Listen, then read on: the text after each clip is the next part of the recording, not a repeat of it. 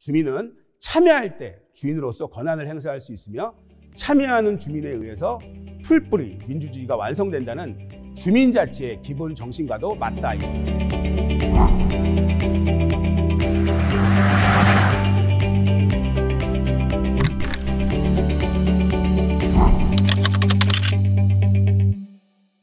안녕하세요. 오늘 여러분들과 이야기를 나눌 서울민주주의위원회 협치분과위원장 송문식입니다.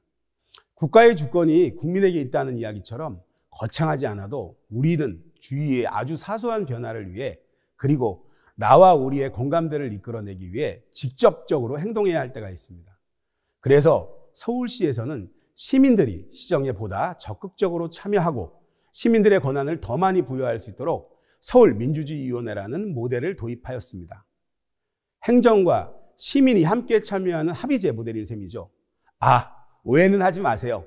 이 위원회는 결정을 내리는 곳이 아니라 더 많은 시민들이 참여하도록 기획하여 설계하는 설계자 역할입니다. 서울민주주의위원회는 시민의 참여 통로를 확대하고 시민의 목소리에 귀 기울이는 것뿐만 아니라 시민의 실질적 참여를 보장하기 위해 시민과 행정이 함께 참여하는 새로운 행정체계 고민에서 시작되었습니다. 그래서 서울시는 많은 논의를 거쳐 2019년 7월 서울시장 직속의 합의제 행정기관인 서울민주주의위원회를 설치하였습니다. 서울민주주의위원회에서는 시민참여, 수기예산, 민간협치, 마을공동체에 대한 계획을 총괄적으로 심의합니다. 자, 그럼 서울민주주의위원회를 통해 시민이 직접 참여할 수 있는 방법을 한번 알아보도록 하겠습니다. 먼저 시민이 스스로 문제를 제기하고 시민과 시가 함께 토론의 정책을 만드는 시민참여 플랫폼 민주주의 서울이 있습니다. 간단하게 설명해 드릴게요. 제안에 50명이 공감하면 부서가 답변하고 100명이 공감하면 공론장이 열리고 1000명이 공론장에 참여하면 시장이 답변합니다. 그리고 이렇게 온라인 플랫폼을 통해 제안하는 방법뿐만 아니라 시민 제안 발굴 워크숍, 찾아가는 민주주의 서울, 서울시가 묻습니다 등을 통해서도 제안을 하고 공론화를 할 수 있습니다. 서울시에서는 시민이 시 예산 과정에 직접 참여할 수 있는 제도도 있습니다. 바로 시민참여 예산제입니다. 편성하는 시민수기 예산을 도입 운영하고 있습니다. 서울시에서는 2012년에 시민이 직접 사업을 제안하고 심사하고 선정하는 시민참여 예산제를 500억 규모로 시작하였습니다. 2017년에는 참여 예산의 규모를 700억으로 확대를 하였고 2019년에는 신규 사업뿐만 아니라 기존 계속 사업에도 시민이 참여하여 예산을 편성하는 시민수기 예산을 도입, 운영하고 있습니다. 시민수기 예산은 2021년 시 예산의 5%인 1조 원까지 시민 참여를 실현하는 것을 목표로 하고 있습니다. 수기 예산을 통해 예산에 대한 시민 참여의 규모와 범위도 확대되었지만 무엇보다 실질적인 공론과 수기 절차를 통해 더 많은 시민이 더 깊게 참여하는 데 의의가 있다 할 수 있습니다. 서울시 참여 예산제는 시민이 예산 편성 등 예산 과정에 직접 참여하는 것으로 재정 운영의 투명성과 재원 배분의 공정성을 제고하기 위한 제도입니다. 이 덕분에 시민들은 재정 분야에서 많은 시민의 참여가 가능해졌고 타 지자체나 자치구 참여 예산 제도의 정책에도 많은 영향을 주었습니다. 다른 도시들이 서울시를 벤치마킹해서 이 제도를 운영한다는 뜻이기도 합니다. 시민들이 예산 과정에 효과적으로 참여하기 위해서는 참여자들의 역량이 매우 중요합니다. 그래서 서울시는 참여자의 역량을 강화하기 위해 예산학교도 운영하고 있습니다. 예산학교의 다양한 교육 체계를 통해 더 실무적이고 전문적으로 예산 수기와 참여가 가능해졌습니다. 서울시 참여 예산에 대한 교육을 받고 싶은 시민은 누구나 서울시민참여예산 홈페이지에 수강 신청을 하면 가능합니다. 서울시는 그동안 이곳을 통해 사업의 상시 제안, 시민수기 예산 및 참여 예산 사업에 대한 진행사항 확인 및 의견 제시, 정책 선호도 조사, 시민 만족도 조사 등 시민 의견을 계속 수렴해 왔습니다. 하지만 사업 상시 제안과 같은 제안은 앞으로 민주주의 서울 사이트를 창구로 일어나여 운영할 예정입니다. 지금까지 시민이 직접 쉽게 서울민주주의위원회에 참여할 수 있는 방법을 알아보았습니다. 이를 통해 시민의 참여가 단순한 참여를 넘어 결정에 이르게 해 시민에게 보다 강화된 권한을 나누어 시민 역할을 강화할 예정입니다. 시민 참여 예산 과정의 참여를 통해 개개인의 삶의 다양성을 존중하고 서로의 필요를 공감하고 생각을 나누고 지혜를 모아서 사회를 변화시키고 미래를 바꾸고 만들어 나갈 것입니다. 우리가 지역에 살면서 필요하고 어려운 문제를 이웃과 함께 하소연하고 스스로 그것을 해결할 수 있도록 말을 걸어보고 모임을 만들어 함께 해결하는 과정 속에서 만들어지는 이웃과의 호혜적 생활관계망, 이것을 우리가 마을 공동체라고 하는데요. 주민이 지역사회의 주인으로 참여하는 것, 주민은 참여할 때 주인으로서 권한을 행사할 수 있으며 참여하는 주민에 의해서 풀뿌리 민주주의가 완성된다는 주민자치의 기본 정신과도 맞닿아 있습니다. 시민이 정부의 예산 운영 전체 과정에 직접 참여할 권리를 갖도록 보장하기 위한 대표적인 참여 민주주의 제도가 참여 예산입니다. 시민은 참여 예산을 통해 정부가 예산을 어디에 어떻게 사용할지 결정할 때, 이것들을 우리가 예산 편성 과정이라고 하는데요. 그것들을 결정하고 또 예산을 실제 집행할 때, 그리고 평가하는 과정에 참여할 수 있어야 합니다. 과거에는 행정이 일방적으로 그 일을 진행했다면 참여 예산 과정에서는 시민과 함께 예산을 들여다보고 고민하고 토론하고 결정하게 됩니다. 주권자인 시민의 요구와 의견을 더욱 정확하게 예산에 반영함으로써 예산을 더욱 공정하고 효과적으로 쓰도록 하는 것이 참여 예산의 가장 중요한 취지입니다. 이때 시민은 개인이거나 단체로 직접 자신과 공동체의 삶의 질을 높일 수 있는 곳에 예산을 사용하게끔 구체적인 사업을 제안할 수도 있습니다. 선정 과정은 어떨까요? 운영 방법을 결정하고요. 아이디어를 모읍니다. 그리고 사업 제안서 작성 및 제출을 하게 되고요. 검토 및 수기의 과정을 거칩니다. 최종으로 시민 투표를 거쳐서 예산을 배정하게 되고요. 의회 제출, 모든 예산이라도 의회의 예산 심의를 똑같이 받아야 한다는 점이 있습니다. 참여 예산은 왜 시작하였을까요? 한정된 재원을 시민이 원하고 삶의 질을 높일 수 있는 곳에 사용하기 위해서 시작하였습니다. 세계에서 제일 먼저 시작한 곳은 1989년 브라질의 포르투 알레그로시입니다. 제일 처음 시작한 이래 전 세계적으로 확산되고 있고요. 2003년도부터는 우리나라 참여 예산도 일부 지방자치단체에서 시작되었습니다. 2011년 지방재정법을 개정하여 전국 모든 지방자치단체에서 참여 예산제 실시를 의무화하였습니다. 2017년도부터는 중앙정부 차원의 국민참여예산제를 시행하고 있으며 서울시도 2011년부터 시민과 협력하여 더 살기 좋은 도시를 만들고 재정 운영의 공개를 통해 투명성과 민주성을 확보하여 재정 민주주의를 실현하기 위해서 참여 예산 제도를 운영하고 있습니다. 누가 참여하고 무엇을 하는지 궁금하시죠?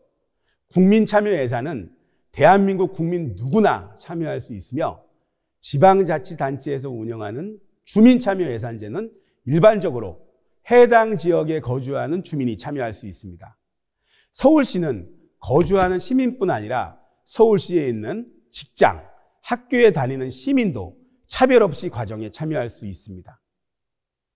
국적을 따지지 않으므로 외국인도 참여할 수 있고요. 연령의 제한도 없습니다. 다만 예산 운영 과정에 직접 업무적으로 관여하는 서울시민, 자치구 공무원과 출연기관, 투자기관 직원은 조례에 의해 참여 자격이 없습니다. 그러면 어떤 활동들을 할까요? 크게 4가지의 활동을 하는데요. 한번 이야기 나눠보도록 하겠습니다. 첫 번째, 전체 예산 과정에 참여합니다. 예산을 운용하는 전 과정에 참여하여 예산을 더욱 투명하고 효과적으로 편성하고 사용할 수 있도록 함께 논의하고 의사결정 과정에 참여하게 됩니다. 두 번째, 일상생활에 필요한 것을 찾아서 사업으로 제안할 수 있습니다. 좀 더 나은 지역사회를 만들기 위해 필요한 일, 시민의 삶의 질을 높이는 데 도움되는 일을 시민이 직접 고민하고 토론하고 예산으로 제한할 수 있습니다. 사업으로 만들어낼 수 있다는 이야기입니다. 세 번째, 제한된 사업을 심사하고 우선순위를 결정합니다. 참여예산위원으로 참여하게 되면 시민이 직접 제안한 사업에 대해 공공의 이익에 적합한지를 깊이 고민하고 심사하는 역할을 하게 됩니다. 넷째, 실행 중인 사업에 대해 점검합니다. 실행 중인 사업을 관심 있게 살펴보고 예산이 적절하게 사용되고 있는지를 점검하게 되는 거죠. 모든 시민은 낭비하고 있거나 잘못된 곳에 사용하고 있는 예산을 바로잡을 수 있습니다. 우리나라는 정부를 비롯한 모든 공공기관이 예산 낭비 신고센터를 설치하여 운영하고 있고요. 유익한 예산 절감 및 낭비 신고를 한 시민에게 포상금도 지급할 수 있도록 법제화하고 있습니다. 지방자치단체에서 어떻게 운영하는지 궁금하시죠? 일반적으로 참여예산을 적극적으로 운영하는 지역은 몇 가지 특징을 가지고 있습니다. 첫째, 다수 시민이 자유롭게 참여할 수 있도록 개방되어 있습니다. 둘째, 참여한 시민의 의견을 적극적으로 반영합니다. 셋째, 공모사업뿐만 아니라 전체 예산에 대해 시민의 의견을 반영합니다. 넷째, 시민이 주도적으로 제도를 운영합니다. 다섯째, 전체 예산 과정과 참여예산제 운영 과정을 시민에게 공개합니다. 여섯째, 사회적 약자를 포함하고 포용하기 위해 노력합니다. 일곱째, 시민의 역량을 강화하여 참여 기반을 조성합니다. 마지막 여덟 번째인데요. 시민사회와 연계하여 제도 운영 및 효과 확산을 위해 노력합니다. 이렇게 잘 되는 지역들은 이런 8가지 정도의 특징을 볼 수 있는데요. 서울의 은평구 같은 경우에는 전체 예산에 대해 주민 검토를 진행합니다. 참여예산위원회의 10개 분과에서 2, 3주간 예산안에 대해 검토를 통해 예산의 증, 감액과 사업 추진 방법에 대한 개선 의견을 제시합니다. 2019년 예산안 7,500억 원 중 5,706억 원에 대해 주민 검토를 진행하였습니다. 2012년부터 2019년까지 260억 원의 감액 의견과 8억 7,600만 원의 증액 의견을 예산안에 반영한 사례들이 있습니다. 서울시는 2013년부터 전체 예산에 대해 참여하는 온 예산 분과를 운영하고 있습니다. 시민참여예산위원 399명 중 75명이 온 예산 분과위원으로 서울시 전체 예산에 대한 검토 의견 제출과 같은 활동을 합니다. 주요 활동은 서울시 전체 예산안에 대한 시민 의견서 작성, 참여 예산 사업 집행 모니터링, 예산 낭비 신고 조사 및 심사 참여, 그리고 자치구 참여 예산제 평가 등을 하게 됩니다. 그렇다면 이런 참여 예산의 효과는 어떤 것들이 있을까요? 참여 예산을 통해 기대하는 핵심적인 효과는 첫째, 시민의 직접 참여를 통해 삶의 질을 높이는 데 도움이 되는 좋은 예산을 늘리는 것입니다. 둘째, 시민의 감시를 강화하여 나쁜 예산을 줄이는 것입니다. 셋째, 어떤 예산이 좋은 예산이고 나쁜 예산인지에 대해 판단을 시민들이 민주적으로 토론하고 결정하는 과정, 수기라고 하죠. 그것을 통해 풀뿌리 민주주의를 실현하고 주민자치 역량을 강화하는 것입니다. 서울시 참여예산을 통해 진행된 사업들을 보면은 은평 물품 공유센터 조성, 다문화 가정 자녀 오케스트라 칸타빌레인 동대문 사업 지원, 페퍼스를 활용한 창골 마을 붕분 도서관 운영 등 다양한 일들을 진행한 바가 있습니다. 마을 공동체나 주민자치 활동과 마찬가지로 자신이 사는 지역의 문제를 해결하고 삶의 질을 개선하는 정책과 사업을 시민 스스로 결정하고 실행하고 참여할 수 있게 하는 것이 시민참여예산입니다. 예전에는 행정이 가지고 있던 권한을 시민과 공유하는 것입니다. 이렇게 행정이 스스로 권한을 시민과 나눌 때 시민이 참여하려는 의지가 생김으로써 민주주의가 더욱 발전하고 행정은 더욱 투명하고 효과적으로 일할 수 있게 됩니다. 시민이 자신과 공동체의 필요와 욕구에 따라 직접 제안한 사업이 실제로 반영되면서 꾸준히 지역사회의 삶의 질이 높아지고 있습니다. 그리고 매년 시민 참여 예산에 참여하는 시민의 숫자가 늘어나고 다양해지고 있습니다.